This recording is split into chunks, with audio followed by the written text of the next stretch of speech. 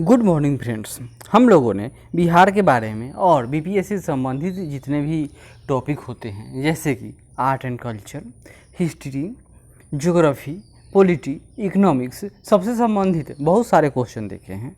और उसी कड़ी में आज हम लोग बिहार स्पेशल में क्या देखेंगे, बिहार में प्रमुख बहुउद्देशीय नदी घाटी परियोजनाओं का उल्लेख करते हुए बिहार की अर्थव्यवस्था में इनके महत्व की चर्चा कीजिए। यानी अगर कोई भी क्वेश्चन आ जाए बीपीएससी के मेन एग्जाम में कि बिहार में प्रमुख बहुउद्देशीय नदी घाटी परियोजनाओं के बारे में बताइए, उसके लाभ बताइए या उसकी हानियाँ बताइए या उसमें क्या क्या सुविधाओं का विस्तार किया जा सकता है, क्योंकि अभी हाल ही में भारत और नेपाल के बीच में जो टसन चल रहा है जिस कारण बहुउद्देशीय परियोजनाएं जो नदी घाटी परियोजना है जैसे कि गंडक पर हाल ही के समय में न्यूज आया था कि नेपाल की सरकार ने उस पर काम करने से रोक लगा दिया था, इसलिए यह टॉपिक महत्वपूर्ण हो जाता है। तो देखते हैं बहुउद्देशीय योजना का तात्पर्य क्या है। बहुउद्देशीय योजना मतलब कोई एक इसका उद्देश्य नहीं है, जिसमें एक योजना से अनेक उद्देश्यों की पूर्ति होती है। ऐसी योजना का उद्देश्य नदियों में बांध बनाकर जल विद्युत उत्पन्न करना, उनसे नहरें निकालकर सिंचाई करना, यातायात की सुविधा बढ़ाना, बाढ़ नियंत्रण करना, मत्स्य पालन करना, मिट्टी अपरदन को रोकना, पशुपालन को बढ़ावा देना तथा पर्यटकों की दिशा में प्रवृत्त कार्य अनिवार्य रूप से आर्थिक, सामाजिक, सांस्कृतिक तथा पारिस्थितिकीय प्रबंधन की समेकित सफलता मानी जा सकती है। यानी जितना भी अच्छा शब्द हो सब इसमें लिख दे सकते हैं कि कौन कौन सा इसका उपयोग होगा। विकास के संबंध में प्रबंधन की प्रासंगिकता राष्ट्रीय पंचवर्षीय योजना से जुड़ी है।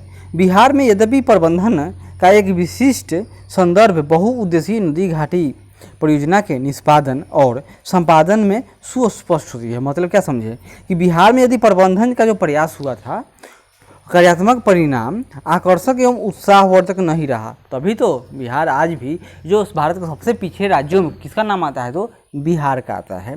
अगर ये योजनाओं का क्रियाकलाप सही ढंग से हुआ रहता तो बिहार आज उत्साहवर्धक अगर परिणाम होता तो बिहार आज अग्रणी राज्यों की स्थिति में खड़ा होता, लेकिन बिहार आज सबसे पिछड़ी राज्यों की स्थिति में सबसे पीछे खड़ा है। तो प्रबंधन की राह की प्रचलित दिशा की युक्ति संगतता का एक विशिष्ट संदर्भ बहुउद्देशीय नदी घाटी परियोजनाओं के निष्पादन और संपादन में संपुष्ट होती है।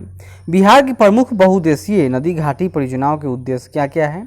सिंचाई, जल विद्युत उत्पादन, बाढ़ नियंत्रण, पेयजल आपूर्ति, वनारोपण, मृदा संरक्षण, सिल्ट नियंत्रण, मत्स्य पालन, जलाशय निर्माण से जल संरक्षण, नौका विहार और पर्यटन इत्यादि का क्षेत्र रहा है।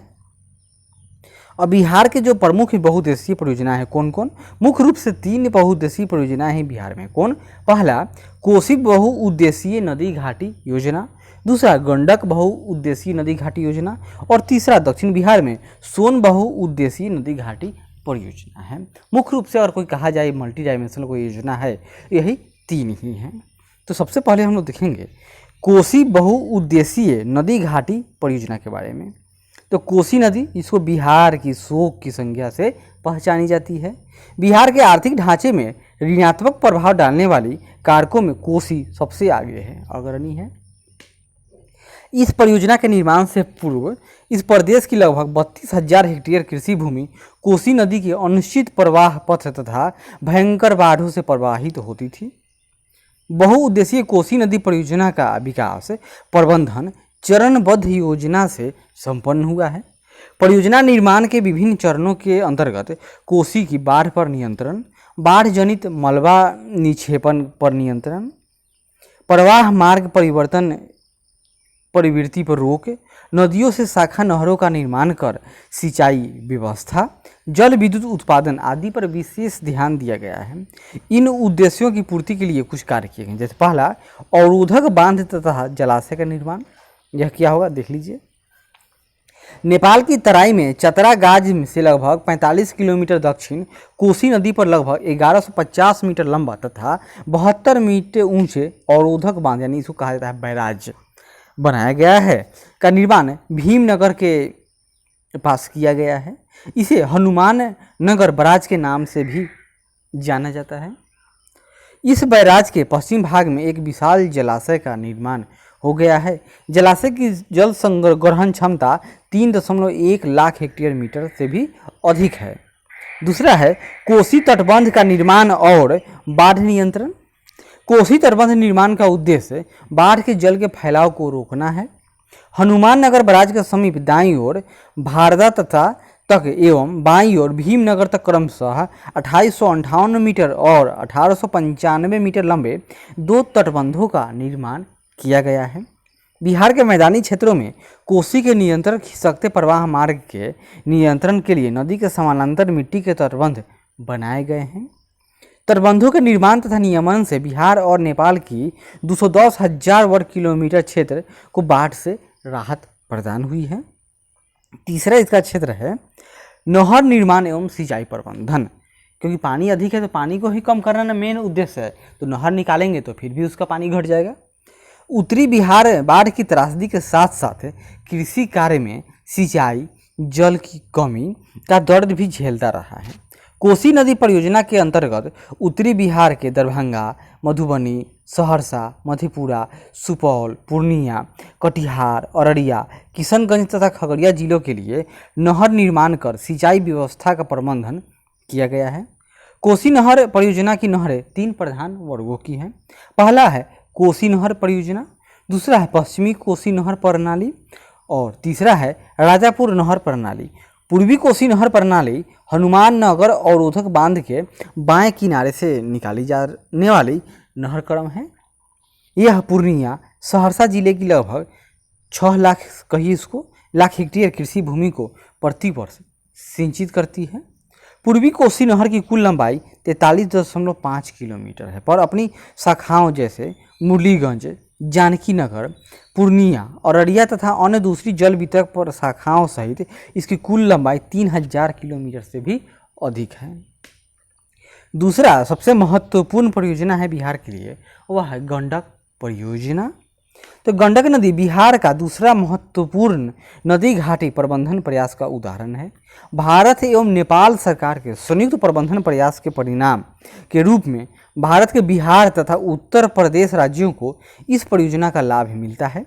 इस परियोजना का संबंध नेपाल में सप्त गंडकी और बिहार में नारायणी एवं गंडकी के नाम से जाने जाने वाली नदियों की प्रणाली से है। इस बहुउद्देशीय परियोजना का उद्देश्य बाढ़ से बचाव, धारा परिवर्तन पर रोक, सिंचाई जल की व्यवस्था, विद्युत उत्पादन, प्राकृतिक सौंदर्य आदि रहा है। नेपाल के साथ 1959 ईस्वी के समझौते के बाद 1960 ईस्वी में इस परियोजना पर कार्य आरंभ हुआ। इस परियोजना के अंतर्गत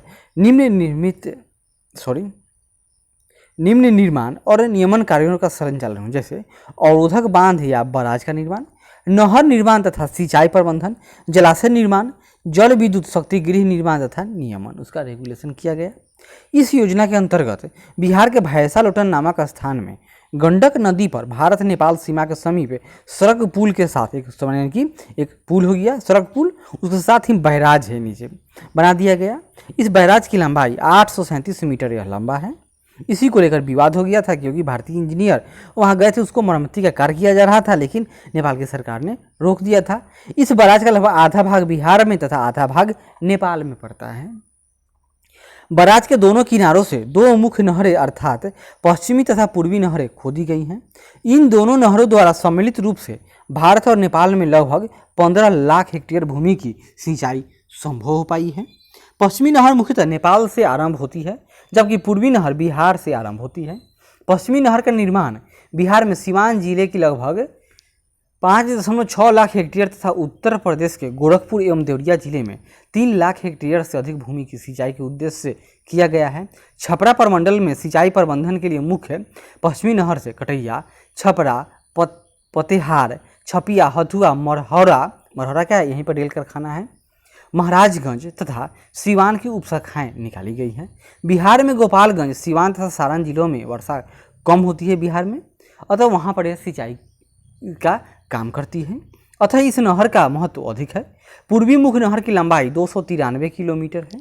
इस नहर प्रणाली के अंतर्गत पश्चिमी चंपारण, पूर्वी चंपारण, मुजफ्फरपुर, वैशाली, समस्तीपुर जिलों की लगभग 6 लाख हेक्टेयर भूमि की सिंचाई सुविधा उपलब्ध कराई गई है।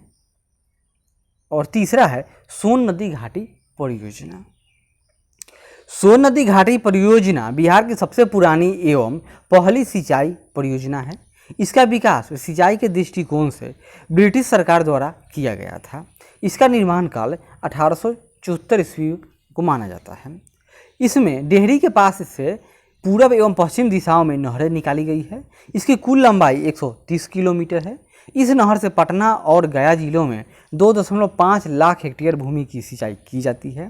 इसमें 2 नहरें निकाली गई है। डेहरी के पास बांध बनाकर सोन नदी के जल को रोका गया है और इसे पूर्व एवं पश्चिम 2 नहरें निकाली गई है। पूर्वी सोन नहर से पटना, गया, औरंगाबाद जिलों की भूमि सिंचित होती है। वहीं पश्चिमी सोन नहर से डेहरी नामक स्थान से यह नहर निकाली गई है। यह नहर पुनः 3 उपशाखाओं में बढ़ जाती है। पहली शाखा आरा तक गई है जो भोजपुर जिले को सिंचित करती है। दूसरी शाखा बक्सर तक जाती है तथा जो बक्सर जिले को सिंचित करेगी। तीसरी जिला वहीं चौसा। कौन चौसा? वही चौसा है। चौसा बहुत प्रसिद्ध है। क्यों? क्योंकि यहीं पर शेरशाह सूरी ने हुमायूं को हरा दिया था और बिहार का शेरशाह सूरी दिल्ली पर काबिज हो गया था। इस प्रकार पश्चिमी सोन नहर में रोहतास, बक्सर एवं भोजपुर जिलों की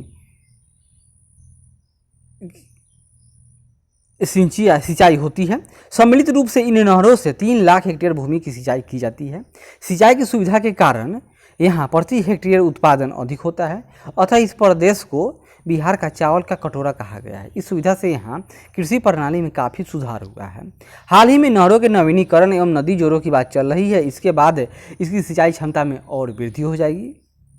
कदवन जलाशय योजना का नाम बिहार राज्य के पुनर्गठन के पश्चात बदलकर इंद्रपुरी जलाशय योजना कर दिया गया। इसी तरह उत्तरी कोयल नदी है जिसका परियोजना मंडल डैम बन रहा है, जिसे भी बिहार के औरंगाबाद और गया जिले लाभान्वित होंगे। इस योजना के अंतर्गत सोन नदी पर इंद्रपुरी बैराज से लगभग 80 किलोमीटर ऊपर ऊर्ध्वाधर में एक बांध का निर्माण प्रस्तावित है। इस जलाशय परियोजना से सोन नदी नहर प्रणाली की सिंचाई को स्थापित तो प्रदान किया जा सकेगा। इसके साथ ही 450 मेगावाट पनबिजली का भी उत्पादन हो सकेगा। तो हम लोगों ने आज क्या देखा? बिहार में हम लोगों ने देखा बहुउद्देशीय नदी घाटी परियोजनाएं। क्लियर है? अगले बार मिलेंगे तो एक नए टॉपिक के साथ। तब तक आशा करते हैं कि यह प्रयास अच्छा लगे तो जरूर लाइक करें, शेयर करें, कमेंट करें और सब्सक्राइब करें। धन्यवाद।